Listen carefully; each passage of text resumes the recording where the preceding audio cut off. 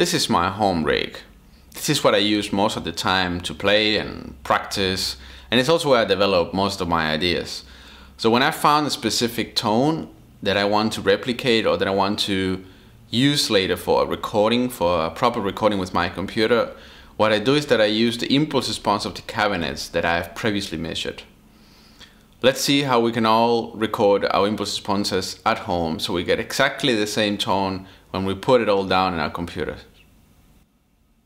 The idea behind this process is that we want to capture the exact sound of a very important part of our rig, the speaker cabinet. Sometimes we want to use an off-the-shelf IR or cabinet emulation we downloaded, and that's great for many cases.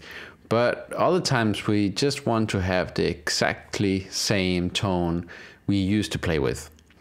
For that, we're going to make our own impulse response, but in a very specific and detailed way, to make sure that in the end we have truly isolated the very essence of our own unique tone.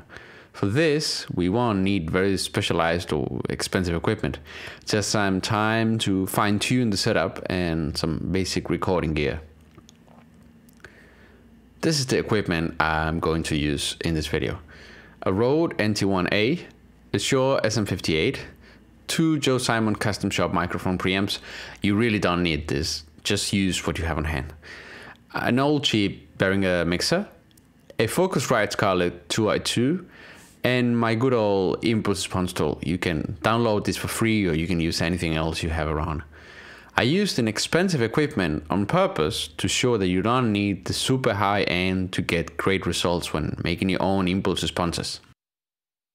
Alright, let's get to it.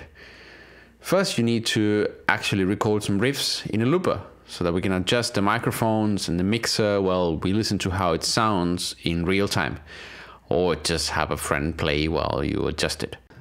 Get the microphones you have available and start micing your cabinets. In this case, I'm using 2 of my favorite inexpensive microphones. As I said before, a Rode NT1A and an SM58. Connect them to your mixer or your preamplifier or your sound card and start listening through the headphones. You need to place them, mix them, and EQ them to your taste.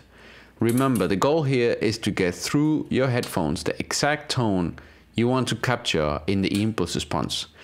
This is probably gonna take some time, moving the microphones and tweaking the EQ a little bit, but once you're happy with the tone, we can move to the next step, recording the impulse response. Now, there are many different pieces of software available to capture impulse responses, and you can use any of them for this purpose.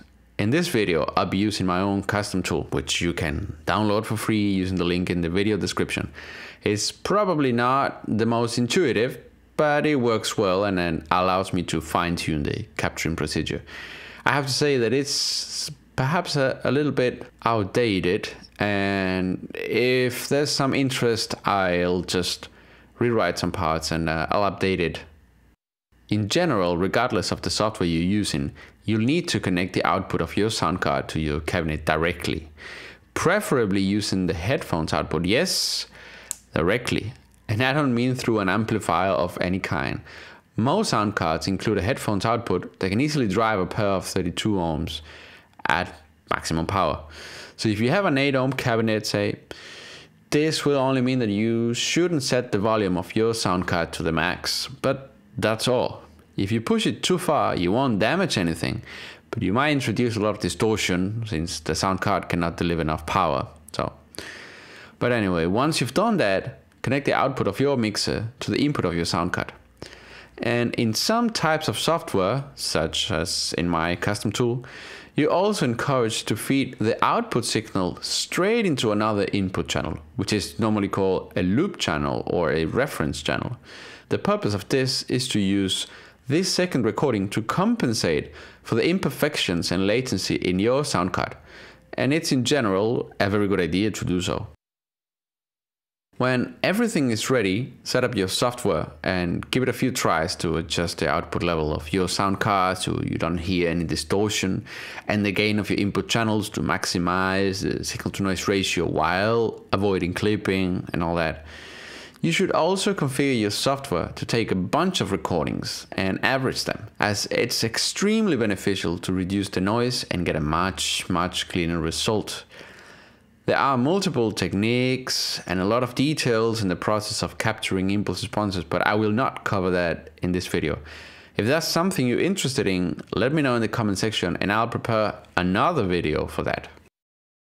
Right, when you're done capturing your impulse response and before you take it all apart, you should take a moment and listen to it to make sure you're satisfied with the result. Often you'll find that perhaps you missed a bit too much the bottom end, or that you went overboard with brightness. Although many things can be compensated for with the EQ later, it's always a lot better to just stream your settings a little bit and recapture the impulse response. Another thing I often do is that I take a few different shots with slightly different settings, so that I have a palette of tones I can choose from later on. This can also come in very handy if you're doubling guitars or using stereo effects, so each output is just a little bit different, a bit unique. Here's a quick demo of the impulse response I just captured using my JCM 900 4x12 cabinet loaded with Celestion G12T75.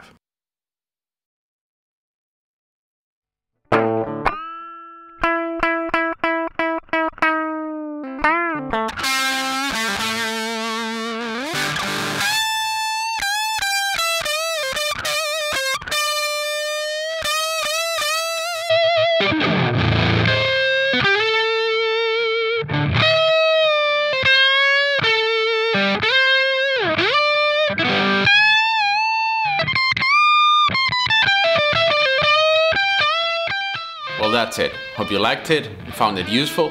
And please share your impulse responses if you will, and post down in the comments any questions you might have regarding the setup or the recording itself.